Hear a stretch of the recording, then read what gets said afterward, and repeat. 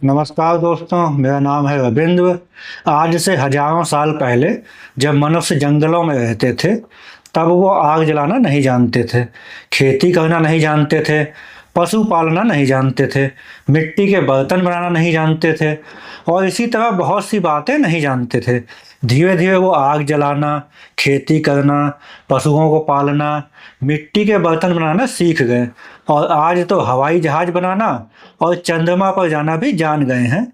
यह सभी कुछ इसलिए हुआ क्योंकि मनुष्य ने अपने आसपास के वातावरण को समझने की कोशिशें की। प्रकृति या कुदरत या संसार जिसमें हम रहते हैं को समझने की कोशिशों से ही गणित, विज्ञान, दर्शन आदि का विकास हुआ। इस तरह मनुष्य का ज्ञान यानी नॉलेज लगातार बढ़ता ही जा रहा है और वह रोज नई नई जानकारियां हासिल कर रहे हैं। और अगर आगे हजारों सालों तक मनुष्य का अस्तित्व बचा रहा तो वह अभी बहुत ज़्यादा ज्ञान हासिल करेगा। लेकिन मन में एक सवाल भी उठता है कि क्या मनुष्य के ज्ञान की कोई सीमा नहीं है। इसे इस तरह भी कहा जा सकता है कि क्या मनुष्य इस संसार में मौजूद सारा ज्ञान हासिल कर सकता है, यानी सभी कुछ जान सकता है, या मनुष्य के ज्ञान की सीमा है और वह इस सीमा से ज़्यादा नहीं जान सकता। वास्तव में अगर आज से हजारों या लाखों साल बाद भी मनुष्य मौजूद रहे और उन्होंने बहुत ज़्यादा तकनीकी विकास यानी टेक्नोलॉजिकल डेवलपमेंट भी कर लिया, तब भी मनुष्य के ज्ञान की दो तरह की सीमाएं रहेंगी जो आज भी हैं। मनुष्य के अधिकतम ज्ञान यानी वह ज़्यादा से ज़्यादा कितना जान सकता है कि इन दो तरह की सीमाओं में से पहली सीमा मनुष्य से बाहर मौजूद है और दूसरी सीमा खुद मनुष्य में ही मौजूद है। ज्ञान की जो सीमा मनुष्य से बाहर मौजूद है वह प्रकृति या कुदरत में ही मौजूद है। यहाँ यह भी जान लेना जरूरी है कि मनुष्य खुद प्रकृति यानी कुदरत का ही हिस्सा है। इसलिए जब मैं यह कह रहा हूँ कि ज्ञान की एक सीमा मनुष्य से बाहर प्रकृति या कुदरत में मौजूद है, तो इसका मतलब यह है कि हम जो अपने चारों ओर की दुनिया या संसार या ब्रह्मांड यानी यूनिवर्स देखते हैं उसमें। अब आप में से ज़्यादातर लोग जानते होंगे कि पृथ्वी यानी जिस धरती पर हम रहते हैं सूरज का चक्कर लगाती है। यह सूरज पृथ्वी से लगभग 15 करोड़ किलोमीटर दूर स्थित है। सूरज, पृथ्वी और अन्य 7 ग्रहों, उनके उपग्रहों आदि से मिलकर हमारा सौरमंडल बना है, जिसका व्यास यानी फैलाव लगभग 28,746 करोड़ किलोमीटर है, जबकि पृथ्वी का व्यास केवल 12,742 किलोमीटर ही है। इससे अनुमान लगाया जा सकता है कि सौरमंडल पृथ्वी से करोड़ों गुना बड़ा है। सूरज भी एक स्टार यानी तारा है। स्टार्स के बहुत बड़े समूह यानी ग्रुप को गैलेक्सी कहते हैं। जिस गैलेक्सी में धरती है मतलब हम लोग रहते हैं, उस गैलेक्सी को आकाशगंगा या मिल्की वे गैलेक्सी कहा जाता है। सूरज धरती से लगभग 13 लाख गुना बड़ा है और यह सूरज भी आकाशगंगा का एक बहुत छोटा सा हिस्सा है। आकाशगंगा गैलेक्सी में ही लगभग 1000 करोड़ से लेकर 4000 करोड़ सूरज जैसे स्टार्स यानी तारे हो सकते हैं। यानी आकाशगंगा के साइज के सामने तो सूरज और हमारा सौरमंडल भी बहुत ही छोटे हैं। इसी तरह वैज्ञानिकों के अनुसार पूरे संसार या ब्रह्मांड यानी यूनिवर्स में सैकड़ों बिलियन से लेकर कई ट्रिलियन तक गैलेक्सियां हो सकती हैं। इसी संसार या ब्रह्मांड में हम रहते हैं। सन 1929 में वैज्ञानिक एडविन हबल ने यह खोज की कि गैलेक्सियां एक दूसरे से दूर जा रही हैं, लेकिन वास्तव में गैलेक्सियां नहीं चल रही हैं, बल्कि उनके बीच की जगह है यानी स्पेस फैल रहा है। जिस तरह हम किसी गुब्बारे में हवा भरते हैं तो वह फैलता है, इसी तरह गैलेक्सियां एक दूसरे से दूर जा रही हैं। हमारी आकाशगंगा गैलेक्सी के अनुसार समझें तो दूसरी गैलेक्सियां हमारी आकाशगंगा से दूर जा रही हैं और जो गैलेक्सियां हमसे जितनी ज़्यादा दूर हैं वो उतनी ही ज़्यादा तेज़ी से हमसे दूर जा रही हैं। इसे ही हबल का नियम कहा जाता है। अब आगे बढ़ने से पहले यह जानना जरूरी है कि निर्वात यानी वैक्यूम मतलब ऐसा स्थान जिसमें कुछ भी पदार्थ ना हो में प्रकाश यानी लाइट की चाल यानी स्पीड 2,99,792.458 किलोमीटर प्रति सेकेंड है, यानी लगभग 3 लाख किलोमीटर प्रति सेकेंड। इसका मतलब है कि निर्वात में प्रकाश 1 सेकेंड में लगभग 3 लाख किलोमीटर की दूरी तय करता है। इसी तरह प्रकाश द्वारा 1 साल यानी 1 वर्ष मतलब 365.25 दिनों में 94,60,73,72,580.8 किलोमीटर या 9.46 ट्रिलियन किलोमीटर की दूरी तय की जाती है, जिसे ही एक प्रकाश वर्ष या 1 लाइट ईयर कहा जाता है। इस तरह अगर किसी चीज से प्रकाश को हमारी आंखों तक आने में 1 साल लगते हैं तो इसका मतलब है कि वह चीज हमसे 9.46 ट्रिलियन किलोमीटर दूर है। वैज्ञानिक एल्बर्ट आइंस्टीन ने सापेक्षता सिद्धांत में बताया कि संसार यानी यूनिवर्स में निर्वात में प्रकाश की चाल कभी नहीं बदलती और इस ब्रह्मांड में प्रकाश की चाल से ज्यादा तेज कुछ भी नहीं चल सकता। ब्रह्मांड में सबसे ज्यादा संभव चाल प्रकाश की चाल ही है। इसी के साथ पदार्थ यानी मैटर से बनी कोई चीज कभी भी प्रकाश की चाल से नहीं चल सकती। इसी चैनल पर 23 दिसंबर 2025 को रिलीज हुई वीडियो समय क्या है यानी व्हाट इज टाइम में मैंने इस पर विस्तार से चर्चा की है। आप वह वीडियो देख सकते हैं, लिंक मैं डिस्क्रिप्शन में दे दूंगा। तो हम हबल के नियम पर लौटते हैं। हबल ने खोज की कि जो गैलेक्सी हमसे मतलब धरती से जितनी ज़्यादा दूर है वो उतनी ही ज़्यादा तेज़ी से हमसे दूर जा रही है।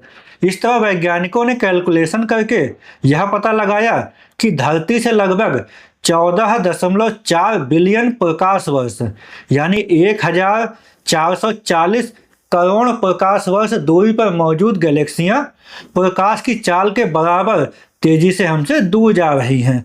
मतलब 1 सेकेंड में लगभग 3 लाख किलोमीटर की चाल यानी स्पीड से।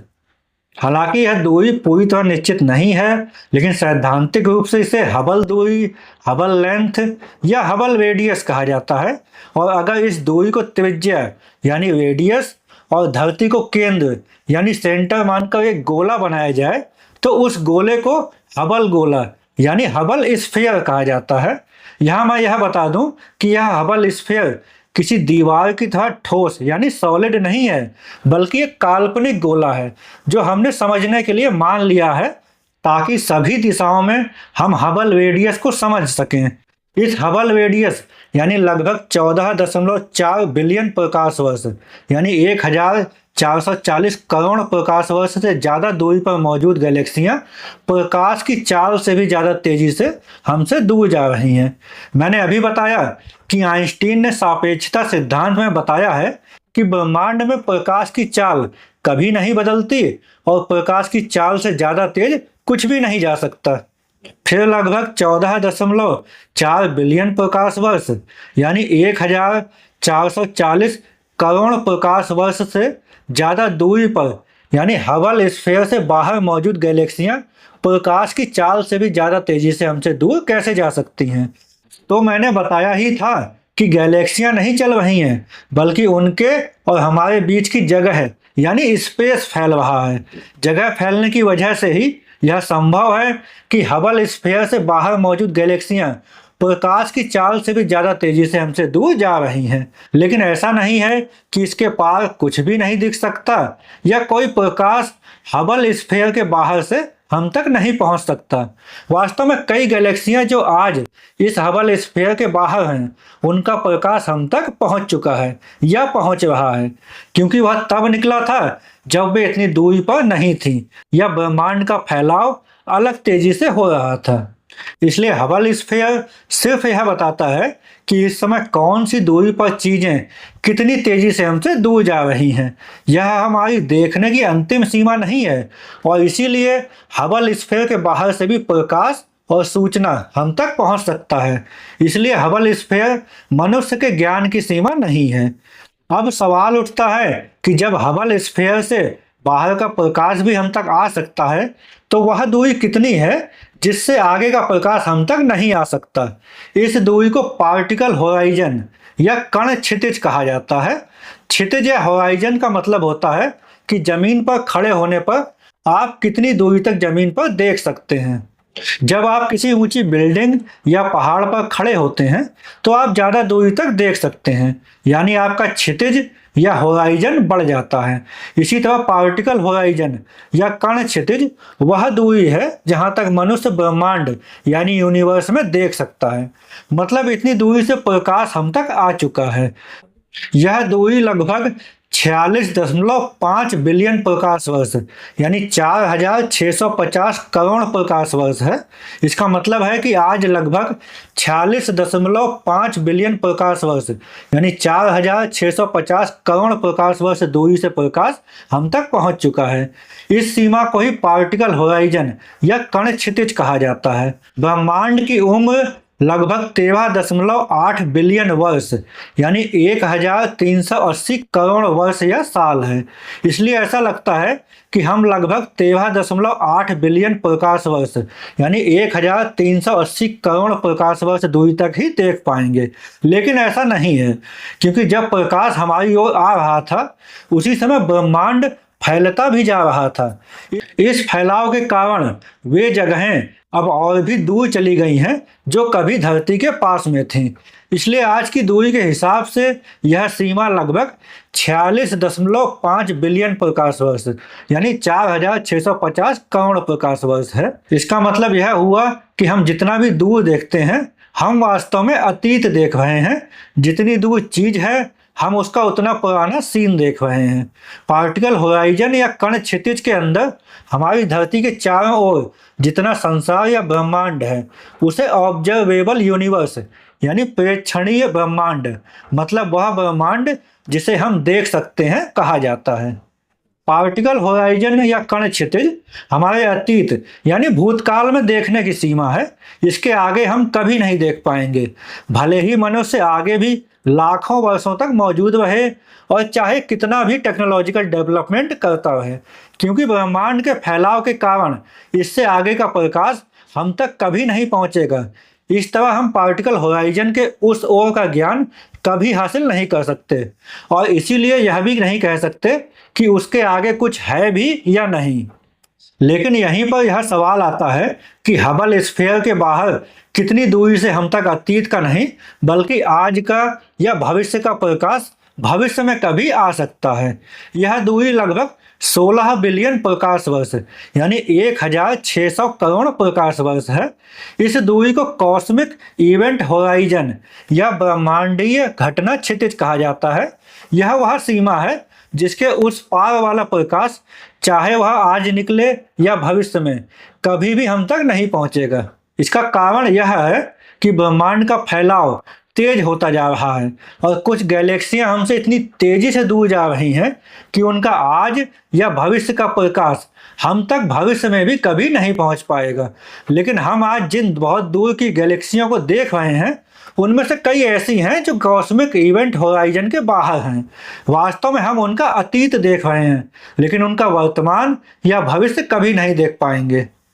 इस तरह कॉस्मिक इवेंट होराइजन के पार की वस्तुओं को हम उनके अतीत के रूप में केवल तभी देख सकते हैं जब उनका प्रकाश पहले ही हमारी ओर आ चुका हो, लेकिन उनका वर्तमान और भविष्य हमारे लिए हमेशा अज्ञात रहेगा। इसका मतलब है कि अगर कॉस्मिक इवेंट होराइजन के आगे आज कोई घटना हुई तो हम भविष्य में भी कभी उसके बारे में नहीं जान पाएंगे। इसलिए कॉस्मिक इवेंट होराइजन के पार जो कुछ भी हो रहा है उसकी जानकारी हमें कभी नहीं मिल सकती और हम भी वहां तक कोई जानकारी नहीं पहुंचा सकते। इस तरह इस प्रकृति यानी कुदरत ने ही 3 सीमाएं बनाई हैं। पहली है हबल स्फीयर जो लगभग 14.4 बिलियन प्रकाश वर्ष की दूरी पर है। इससे आगे की गैलेक्सियां हमसे प्रकाश की चाल से भी ज़्यादा तेजी से दूर जा रही हैं, क्योंकि ब्रह्मांड के फैलाव के कारण उससे आगे की जगह प्रकाश की चाल से भी ज़्यादा तेज फैल रही है। दूसरी है पार्टिकल होराइजन जो लगभग 46.5 बिलियन प्रकाश वर्ष दूर है। इससे आगे हम कभी भी नहीं देख पाएंगे।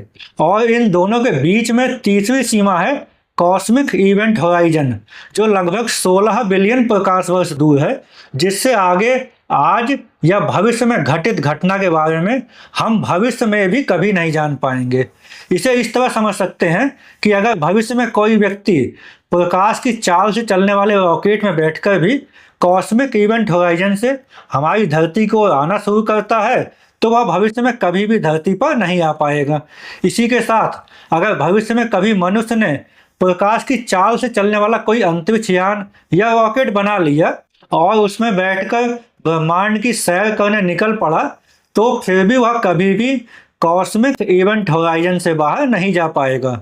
और जैसा कि मैंने अभी बताया ही है कि ब्रह्मांड में प्रकाश की चाल से तेज कुछ भी नहीं चल सकता, इसलिए प्रकाश की चाल से ज़्यादा तेज चलने वाला अंतरिक्ष यान या रॉकेट बनाना भी असंभव है। यहाँ तक कि पदार्थ यानी मैटर से बनी कोई भी चीज़ प्रकाश की चाल से भी नहीं चल सकती।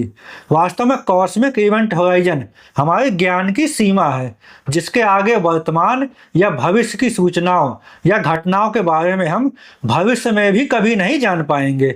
इस तरह पार्टिकल होराइजन हमें अतीत देखने की सीमा बताता है, जबकि कॉस्मिक इवेंट होराइजन भविष्य में जानने की सीमा तय करता है।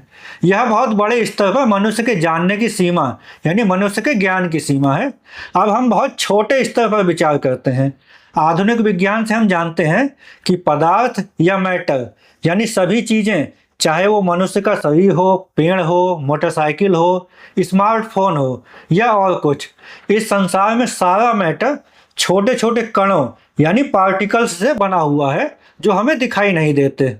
सबसे छोटे कणों को जो किन्हीं दूसरे कणों से नहीं बने होते या जिन्हें और छोटा नहीं किया जा सकता या और नहीं तोड़ा जा सकता, मूल कण या एलिमेंट्री पार्टिकल्स कहते हैं। यह पूरा संसार सभी जिंदा और निर्जीव चीजों सहित मूल कणों से बना है। वैज्ञानिक हाइजेनबर्ग ने अपने अध्ययन से यह बताया कि किसी भी मूल कण की एक ही समय पर स्थिति और गति पता करना असंभव है। यानी हम किसी एक ही समय पर यह पता ही नहीं लगा सकते कि कोई मूल कण या एलिमेंट्री पार्टिकल किस खास जगह पर है और किस स्पीड से चल रहा है। इसे ही हाइजेनबर्ग का अनिश्चितता का सिद्धांत या अनसर्टेनिटी प्रिंसिपल कहते हैं। इसी चैनल पर 5 मार्च 2025 को रिलीज हुई वीडियो क्या भविष्य को पहले से जाना जा सकता है, समय यात्रा यानी is future pre determined time travel में मैंने इस पर विस्तार से चर्चा की है। आप वह वीडियो देख सकते हैं, लिंक मैं डिस्क्रिप्शन में दे दूंगा। हाइजेनबर्ग के अनिश्चितता सिद्धांत का मतलब यह हुआ कि बहुत छोटे स्तर पर पूरी जानकारी हासिल करना संभव ही नहीं है। हम यह नहीं कह सकते कि कोई कण ठीक कहाँ है और कैसे चल रहा है। हम केवल यह कह सकते हैं कि वह किन किन जगहों पर मिलने की संभावना रखता है। यानी हम पैटर्न और औसत व्यवहार को समझ सकते हैं, लेकिन हर एक घटना को सटीक रूप से नहीं जान सकते। इसका मतलब यह नहीं है कि हमारे पास इंस्ट्रूमेंट्स की कमी है और हम अच्छे इंस्ट्रूमेंट बना लेंगे तो माप लेंगे, बल्कि वास्तव में बहुत छोटे स्तर पर भी प्रकृति के स्वभाव में ही ऐसी सीमा है कि हम बहुत छोटे स्तर पर घटित घटनाओं को भी पूरी सटीकता से नहीं जान सकते। यह बहुत छोटे स्तर पर मनुष्य के ज्ञान की सीमा है। यह मनुष्य से बाहर प्रकृति में उसके ज्ञान की सीमाएं हैं। खुद मनुष्य में भी ज्ञान की सीमा है और उससे आगे का ज्ञान वह हासिल नहीं कर सकता। मनुष्य के पास 5 ज्ञानेंद्रियां होती हैं जिनके जरिए वह दुनिया को समझता है। ये 5 ज्ञानेंद्रियां हैं: आँख जिनसे हम देखते हैं, कान जिनसे हम सुनते हैं, नाक जिससे हम सूंघते हैं, जीभ जिससे हम स्वाद लेते हैं और त्वचा यानी स्किन जिससे हम छूने का अनुभव करते हैं। इस तरह मनुष्य दुनिया को सीधे वैसे नहीं जानता जैसी वह वास्तव में है, बल्कि अपनी इन 5 इंद्रियों और उपकरणों के माध्यम से जानता है। हमारी आँख केवल उतना ही देख सकती है जितना दृश्य प्रकाश में आता है, जबकि वास्तविकता में इससे कहीं अधिक प्रकार की तरंगें मौजूद हैं। हमारे कान भी सीमित आवाज़ें ही सुन सकते हैं और बाकी इंद्रियां भी अपनी अपनी सीमा में काम करती हैं। इसका मतलब यह है कि हम शुरुआत से ही वास्तविकता का केवल एक छोटा हिस्सा ही महसूस कर पाते हैं। जब हम तकनीकी उपकरणों का उपयोग करते हैं तो हमारी यह क्षमता बढ़ जाती है। दूरबीन से हम बहुत दूर की चीज़ें देख सकते हैं। सूक्ष्मदर्शी यानी माइक्रोस्कोप से बहुत छोटी चीज़ों को देख सकते हैं और अलग अलग सेंसर उन चीज़ों को भी पकड़ सकते हैं जो हमारी इंद्रियों से सीधे महसूस नहीं होती। लेकिन उपकरण भी हमें सीधे सच्चाई नहीं देते, बल्कि केवल संकेत या डेटा देते हैं। उस डेटा को हम अपने दिमाग और वैज्ञानिक सिद्धांतों की मदद से समझते हैं, तब जाकर ज्ञान बनता है। यानी हम हमेशा वास्तविकता को समझे हुए रूप में जानते हैं, सीधे नहीं। यहाँ एक और सीमा है कि हम जो भी जानते हैं वह हमारे दिमाग की समझ पर निर्भर करता है। हम चीज़ों को उसी तरह समझते हैं जैसे हमारा दिमाग उन्हें समझने में सक्षम है। इसलिए यह संभव है कि वास्तविकता का कुछ हिस्सा ऐसा हो जिसे हमारा दिमाग कभी पूरी तरह समझ ही ना सके।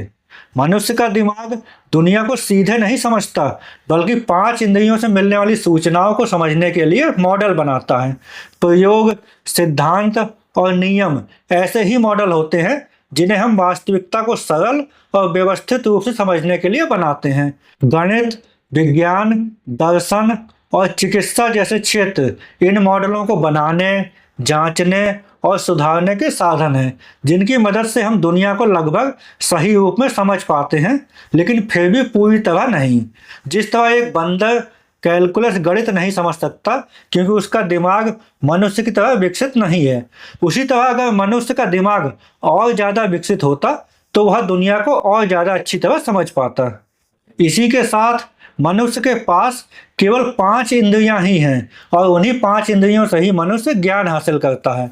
लेकिन अगर मनुष्य के पास 5 से ज़्यादा अलग तरह की इंद्रियां होती तो वह दुनिया के बारे में ज़्यादा जानकारी हासिल कर पाता है, यानी ज़्यादा ज्ञान हासिल कर पाता है। मनुष्य हमेशा से मॉडल बनाकर ही ज्ञान हासिल करता है। इसे इस तरह भी कहा जा सकता है कि मनुष्य का ज्ञान मॉडल यानी नमूना आधारित होता है।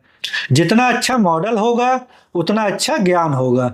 मनुष्य हमेशा सीमित मॉडल ही बना सकेगा, इसीलिए उसका ज्ञान भी हमेशा सीमित ही होगा। ज्ञान की यह सीमा खुद मनुष्य में मौजूद है। इस तरह मनुष्य के बाहर प्रकृति में और खुद मनुष्य के अंदर ऐसी सीमाएं होती हैं जो तय करती हैं कि वह ज़्यादा से ज़्यादा कितना जान सकता है। यानी मनुष्य का ज्ञान असीमित नहीं बल्कि सीमित है। अगर मनुष्य लाखों साल तक भी मौजूद रहा और तकनीकी विकास करता रहा, तब भी वर्तमान वैज्ञानिक समझ के अनुसार भविष्य में विकसित कोई भी टेक्नोलॉजी इन सैद्धांतिक सीमाओं को नहीं तोड़ पाएगी, क्योंकि यह सीमाएं केवल वर्तमान वैज्ञानिक ज्ञान या तकनीक की नहीं है, बल्कि स्वयं प्रकृति और मनुष्य की संरचना में ही निहित हैं। इसलिए इन्हें पार करना असंभव है। वास्तव में मनुष्य का ज्ञान केवल दूरी से ही नहीं बल्कि समय और उसकी खुद की सीमाओं से भी सीमित है। इन सीमाओं से परे का ज्ञान मनुष्य कभी हासिल नहीं कर सकता, बल्कि हम यह भी नहीं कह सकते कि इन सीमाओं से परे कुछ ज्ञान है भी या नहीं। मनुष्य इन्हीं सीमाओं के भीतर रहते हुए जितना संभव हो उतना ज्ञान प्राप्त कर सकता है, और इसी के आधार पर उसने चिकित्सा, गणित, विज्ञान और तकनीक जैसे क्षेत्रों में इतना विकास किया है। फिर भी ब्रह्मांड में बहुत सा ऐसा ज्ञान है जिसे मनुष्य अभी तक नहीं जान पाया है। यहीं पर एक शब्द पर भी चर्चा कर ली जाए, और वह शब्द है सर्वज्ञ, जिसे अंग्रेजी में ऑमनीसेंट कहा जाता है।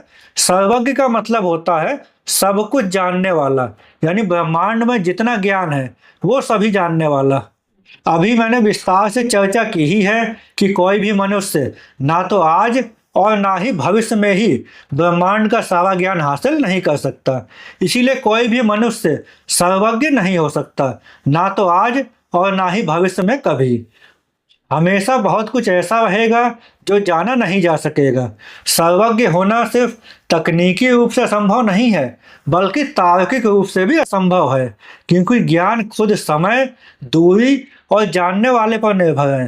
तथागत बुद्ध ने भी कहा था कि कोई भी यह दावा नहीं कर सकता कि जो कुछ हम जानना चाहते हैं वह उस सब को जानता है, और ना कोई यह ही दावा कर सकता है कि किसी भी समय जो कुछ हम जानना चाहते हैं वह किसी को हर समय ज्ञात रहता है। कोई भी सर्वज्ञ नहीं होता, हमेशा कुछ ना कुछ अज्ञात रहता ही है। दोस्तों, वीडियो अच्छी लगी हो तो वीडियो को लाइक करिए, कमेंट करिए और फिलोसोफर रवि चैनल को सब्सक्राइब करिए। मिलते हैं एक नए वीडियो में एक नए विचार के साथ। धन्यवाद, नमस्कार।